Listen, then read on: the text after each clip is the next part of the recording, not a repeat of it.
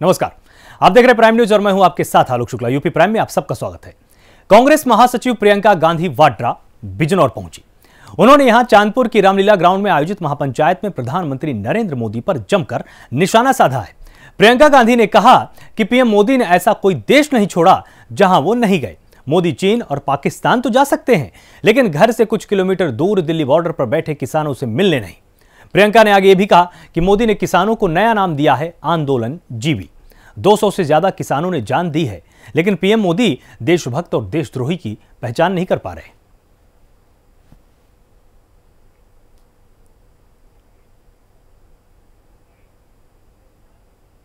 आपके हमारे बीच में भरोसे का रिश्ता होता है। वो जो भरोसा होता है, उसी के बल पर आप एक नेता को आगे बढ़ाते हैं, क्योंकि आप सोचते हैं, आपको एहसास होता है कि वो आपके पक्ष में बोलेगा, आपकी समस्याओं के बारे में, जो समस्या है उसकी सुनवाई होगी, आपके पास आएगा, दुख में आएगा, दर्द में आएगा, खुशी में आएगा, और आपका प्रतिनिधित्व वो नेता करेगा।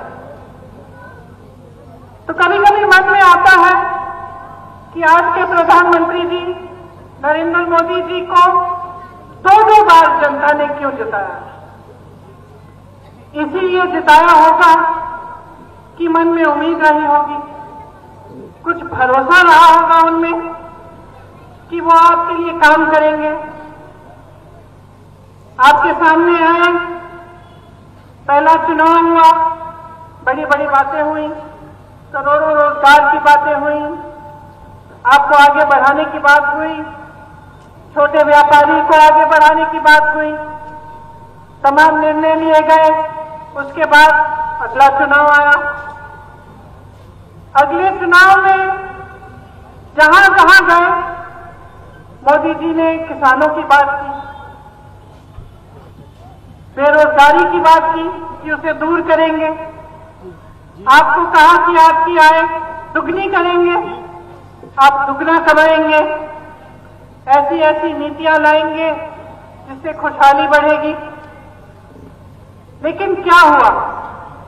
असलियत तो यह है कि उनके राज में ऐसा कुछ नहीं हुआ। आप बताइए, क्या आपकी कमाई दुगनी हुई है? क्या गन्ने का दाम 2017 से बढ़ा है? आप सब गन्ने के किसान हैं। आज भी जो निर्णय लिया है सरकार ने, क्या गन्ने का दाम बढ़ाया है इन्होंने? आपका बकाया कितना है? आपको मालूम होगा कि यूपी के किसानों का, गन्ने किसानों का 10,000 करोड़ रुपया बकाया है, और अगर पूरे देश भर के गन्ने का बकाया देखा जाए तो 15,000 करोड़ का है। अब आप सोच सकते हैं कि ये ऐसे प्रधानमंत्री हैं कि आपका बकाया आज तक पूरा नहीं किया, लेकिन अपने लिए दुनिया में भ्रमण करने के लिए इन्होंने 2 हवाई जहाज खरीदे हैं। 2 हवाई जहाजों की कीमत आप जानते हैं क्या है? कितनी है कीमत? इन 2 हवाई जहाजों की कीमत 16,000 करोड़ रुपए है। एक तरफ खरबपति, एक तरफ आप। क्या होगा? न्याय मिलेगा आपको? तो ये कानून जो बनाए हैं, तीनों कानून किसान के लिए नहीं बनाए गए, ये इनके पूंजीपति मित्रों के लिए बनाए गए हैं। और ये देश अंधा नहीं है, देख रहा है 7 सालों से क्या हो रहा है इस देश में। देश का एक एक देशवासी देख रहा है कि चाहे कुछ भी हो, बड़े से बड़े सरकारी उद्योग न हो, वो सब 2-3 जनों को बिक रहे हैं।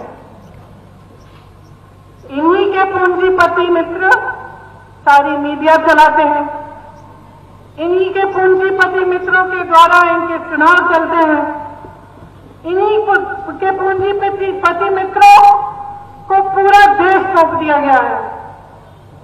चाहे हवाई अड्डे हो, चाहे बड़े बड़े उद्योग हो, 75 सालों में जितना भी सरकार ने काम किया, बेरोजगारी को हटाने के लिए भी जो बड़े बड़े उद्योग बने सब बेच डाले हैं, और जो अब तक बिके नहीं है उनको बेचने की भी योजना कर डाले हैं। तो वहीं सीएम योगी मुरादाबाद जिले के दौरे पर हैं। यहां सीएम योगी कई जिलों के गरीब और श्रमिकों की 2500 बेटियों के सामूहिक विवाह में पहुंचे और बेटियों को आशीर्वाद दिया है। सामान्य रूप से हमारे जनप्रतिनिधि बहुत व्यस्त होते हैं। कार्यकर्ताओं के यहाँ भी शादी ब्याह में जाने में उनके लिए कठिनाई इसलिए हो पाती है कि एक साथ अगर 50 जगह शादी हो गई, बाकी व्यक्ति की सीमा होती है, 2 जगह 4 जगह 6 जगह 10 जगह पहुंच जाए। तो एक सामान्य मजदूर के यहाँ जाने में तो जनप्रतिनिधि के लिए ही दिक्कत होती है, और हम लोगों के लिए तो अत्यंत दिक्कत हो जाती है, बाकी कहीं जा ही नहीं पाते। लेकिन ये सामूहिकता का ताकत है, ये सामूहिकता की ताकत है कि निर्माण श्रमिकों के 2754 जोड़ों की शादी है। तो मैं भी हूं, स्वामी प्रसाद जी भी हैं, डॉक्टर महेंद्र सिंह जी भी हैं, चौधरी भूपेंद्र सिंह जी भी हैं, सरदार भोलेश सिंह भोलक जी हैं, और इस कमिश्नरी के सांसद और विधायकगण भी इस आयोजन में एक साथ शामिल हुए हैं। ये अपने आप में बहुत बड़ा आयोजन है, पवित्र यज्ञ है। इसके लिए मैं सभी वरवधुओं को और उनके परिवार के सभी सदस्यों को हृदय से बधाई देता हूं, अपनी शुभकामनाएं देता हूं। देखिए कितना बड़ा कार्यक्रम हो रहा है और कितना शांतिपूर्ण और सौहार्दपूर्ण तरीके से कार्यक्रम संपन्न हो रहा है।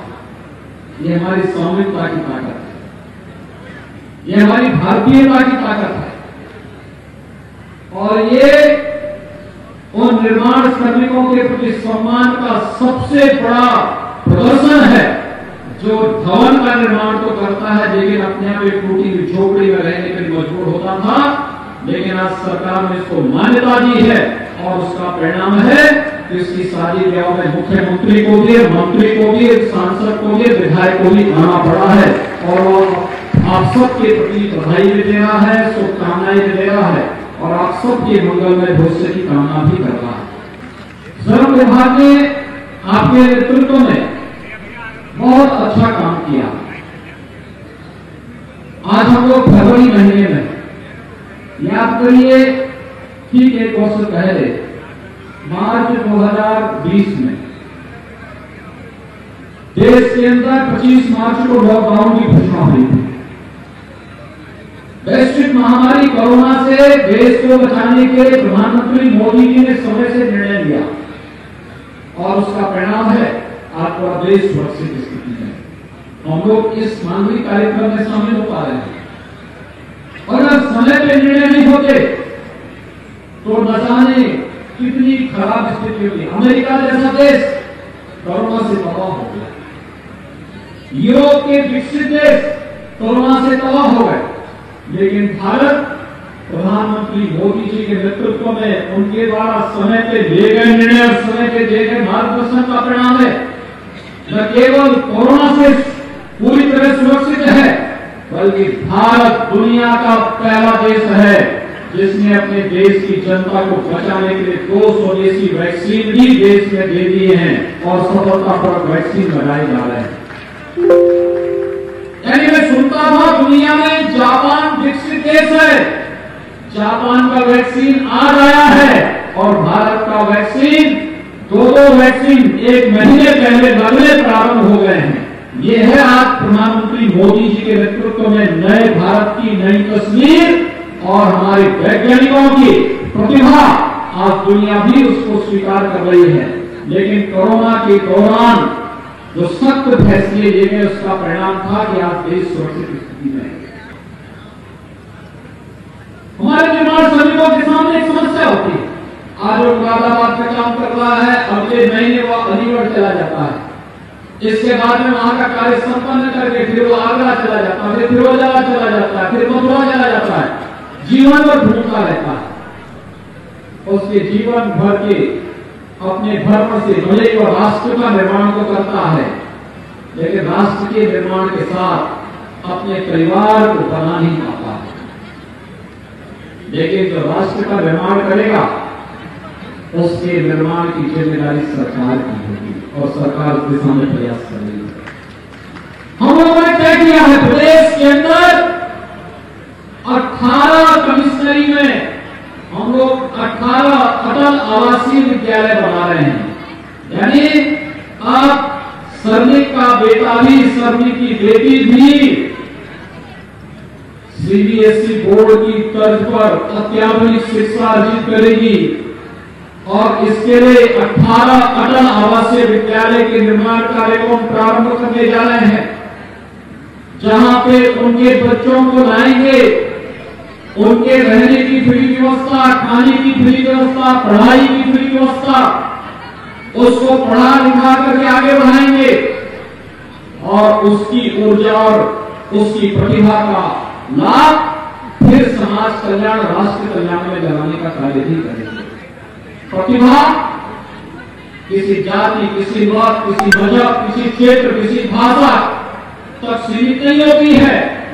प्रतिभा तो हर एक जगह मौजूद है और उस प्रतिभा का लाभ लेने के लिए अटल आवासीय विद्यालय प्रदेश के अंदर प्रारंभ होने जा रहे हैं। उत्तर प्रदेश के बाहुबली विधायक मुख्तार अंसारी पर शिकंजा अब कसता ही जा रहा है। आज मुख्तार के दोनों बेटे उमर और अब्बास अंसारी लखनऊ के हजरतगंज कोतवाली पहुंचे थे, जहां दोनों ने अपना अपना बयान दर्ज कराया है। और बता दें कि उमर और अब्बास के खिलाफ पिछले साल अगस्त माह में डालीबाग में जालसाजी और साजिश कर जमीन पर अवैध कब्जा करने का केस दर्ज किया गया था। तब से दोनों फरार चल रहे थे। पुलिस ने 25-25 हजार रुपए का इनाम घोषित किया था और कहा जा रहा है कि हाईकोर्ट से दोनों ने अरेस्ट स्टे ले रखा है।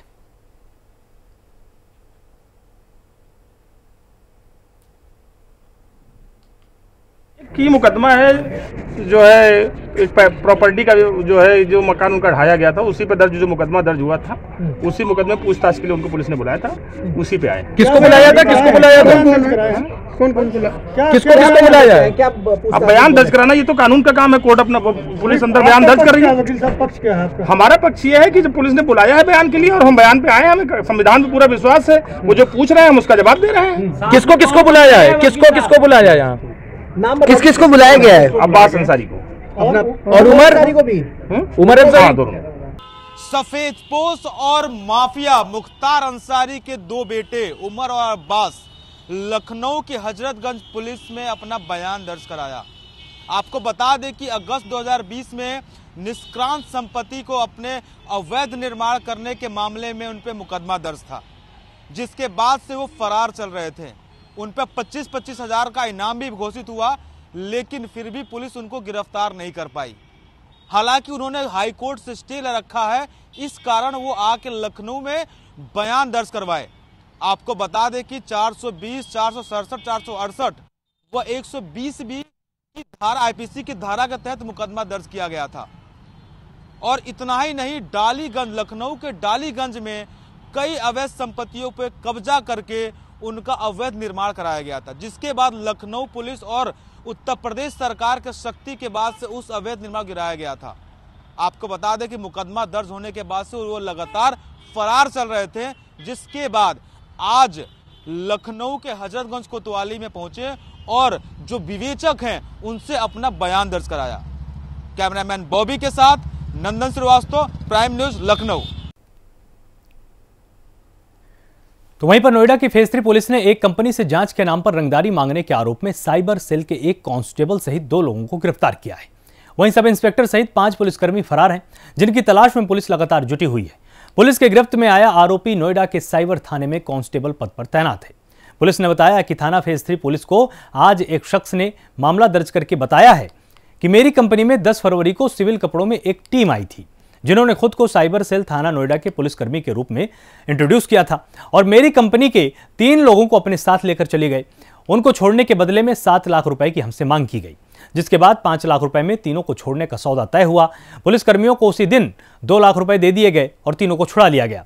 बाकी के 3 लाख बाद में देने की बात कही गई, जिसके बाद पीड़ितों ने पुलिस चौकी को पूरे मामले की सूचना दी है और सूचना मिलते ही पुलिस ने कार्रवाई करते हुए पैसे लेने आए दोनों व्यक्तियों को गिरफ्तार किया है। ये एक FIR आज दर्ज हुई है थाना फेज 3 में, जो कि भ्रष्टाचार अधिनियम और एक्सटॉर्शन से संबंधित है। इसमें 2 लोगों को, एक कांस्टेबल नितिन चौधरी और एक सोनू नाम के शख्स को गिरफ्तार किया गया है। घटनाक्रम कुछ इस प्रकार का है। कल पुलिस को एक सूचना प्राप्त हुई थी कि कुछ लोगों का अपहरण कर लिया गया है और बदले में एक्सटॉर्शन मांगा जा रहा है, जिसमें तत्काल 12-22 चौकी से कुछ पुलिस स्टाफ और हमारे ACP साहब एक्टिव हुए और फिर उसमें 2 लोगों को पकड़ा गया। उनको पकड़ा गया तो उनके द्वारा बताया गया कि वो साइबर क्राइम थाना, जो नोएडा में स्थित है परंतु लखनऊ से संचालित होता है, उसके सब इंस्पेक्टर चेतन प्रकाश और 5 कांस्टेबल एक प्रकरण की जांच कर रहे थे। उस जांच में ये लोग सेक्टर 65 में स्थित एक कंपनी में गए, वहाँ से 3 लोगों को लेकर के आए और उनसे 2 लाख रुपए लिया। उसके बाद उनको छोड़ा गया और पुनः कांस्टेबल नितिन चौधरी के द्वारा इसमें पैसा मांगा जा रहा था और उसी क्रम में जो है इन लोगों की गिरफ्तारी की गई है। इसमें अभी 5 लोग शेष हैं, उनकी भी जो है वो शीघ्र गिरफ्तारी की जाएगी। उत्तर प्रदेश के जनपद मुरादाबाद में आज योगी आदित्यनाथ ने सामूहिक विवाह सम्मेलन में शिरकत की है, जहां श्रमिकों की 2500 बेटियों का सामूहिक विवाह संपन्न कराया गया। इस विवाह सम्मेलन में सभी धर्म की बेटियों का विवाह कराया गया है। सीएम योगी ने सभी वर वधुओं को आशीर्वाद दिया है।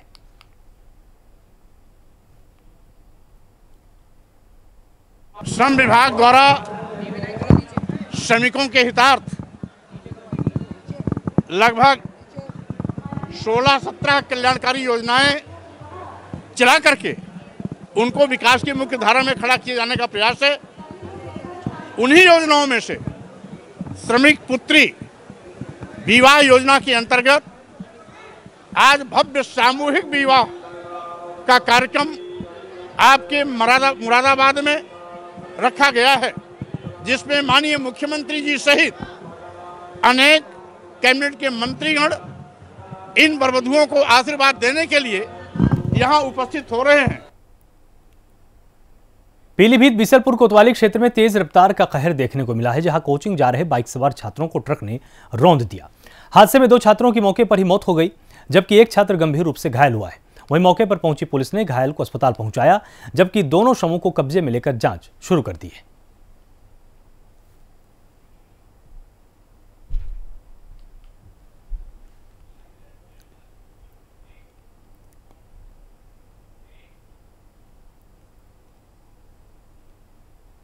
बुलंदशहर में एक विधवा महिला से यौन शोषण का एक गंभीर मामला सामने आया है।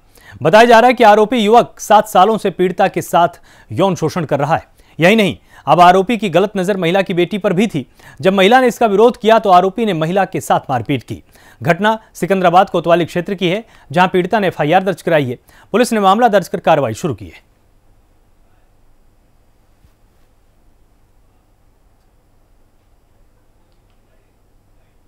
विधवा महिला के द्वारा एक तहरीर थाना सिकंदराबाद में दी गई है, जिसमें 2 लोगों को नामित किया गया है और महिला का कहना यह है कि पिछले 7 सालों से उसके पति की मृत्यु के बाद वो उसके साथ गलत संबंध बनाता रहा था। अब उसकी नीयत उसकी बेटी को लेकर के भी ठीक नहीं है। उसकी इस तहरीर में बलात्कार का मुकदमा दर्ज करके अभियुक्त की गिरफ्तारी का प्रयास किया जा रहा है।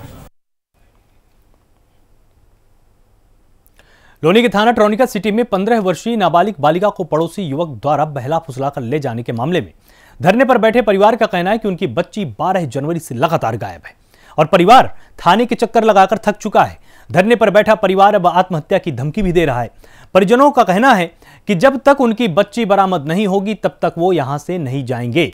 उन्होंने पुलिस को चेतावनी देते हुए कहा कि अगर 24 घंटे में बच्ची बरामद नहीं हुई तो थाना परिसर में ही वो आत्महत्या कर लेंगे।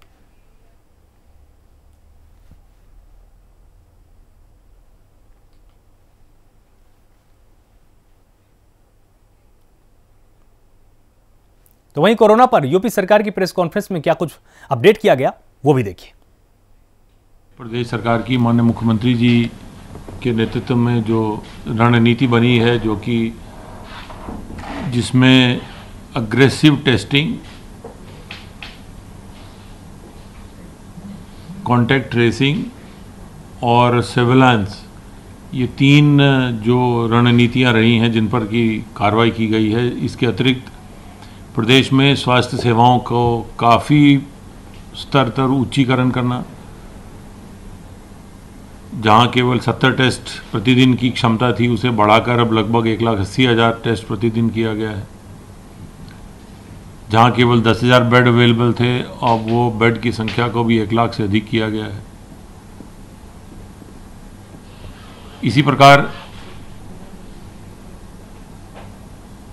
कॉन्टैक्ट ट्रेसिंग में प्रति संक्रमित व्यक्ति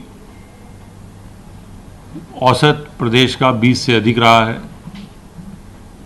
सर्विलांस में लगभग 24 करोड़ में से लगभग 28 करोड़ की जनसंख्या तक स्वास्थ्य विभाग और प्रदेश सरकार की जो मशीनरी है वो पहुंची है और सबसे संक्रमण का हालचाल लिया है।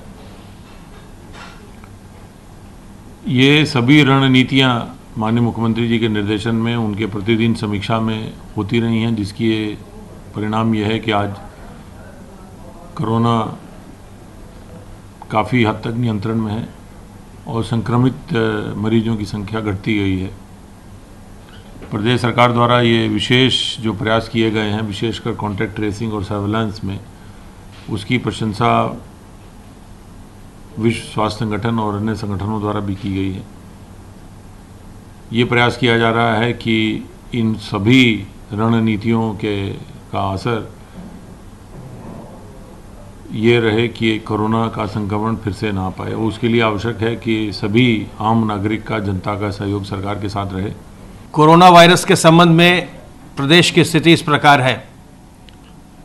विगत 24 घंटों में संक्रमण के मात्र 58 प्रकरण सामने आए हैं। इसी अवधि में उपचारित होकर डिस्चार्ज होने वालों की संख्या 122 है और एक्टिव इन्फेक्शन के केसेस की संख्या अब कम होकर के 2,974 रह गई है। पिछली बार 30 मई 2020 को एक्टिव इन्फेक्शन के केसेस की संख्या 3,000 से कम थी और आज 30 मई 2020 के बाद 15 फरवरी को अर्थात 8.5 महीने के पश्चात हम पुनः उस स्तर पर आ गए हैं जब संक्रमण प्रदेश में बहुत ही कम हो गया है और एक्टिव इन्फेक्शन के केसेस की संख्या 3,000 से कम हो गई है। संक्रमण के प्रारंभ से आज तक जो लोग उपचारित होकर डिस्चार्ज किए गए हैं उनकी संख्या बढ़कर के 5,90,570 हो गई है और प्रदेश में रिकवरी का प्रतिशत इस समय 98.06% चल रहा है, 98.06%। संक्रमित लोगों में से आज तक कुल 8,704 लोगों की मृत्यु हुई है। कल प्रदेश में 1,11,466 सैंपल की जांच की गई और अब तक कुल मिलाकर 2,96,72,959 सैंपल्स की जांच की जा चुकी है। 2,974 एक्टिव केसेस में से 710 इस समय होम आइसोलेशन में हैं। आगरा में आज से सेना भर्ती का अभियान शुरू हो चुका है। नेशनल हाईवे स्थित आनंद इंजीनियरिंग कॉलेज में सेना भर्ती कैंप लगाया गया है और यह अभियान 8 मार्च तक चलने वाला है। यहां 1,12,000 अभ्यर्थी हिस्सा लेंगे। इस कैंप में आगरा और अलीगढ़ मंडल के 6 जिलों की भर्ती हो रही है। भर्ती कैंप की ड्रोन कैमरे से निगरानी भी की जा रही है, जबकि सुरक्षा व्यवस्था के पुख्ता इंतजाम किए गए हैं।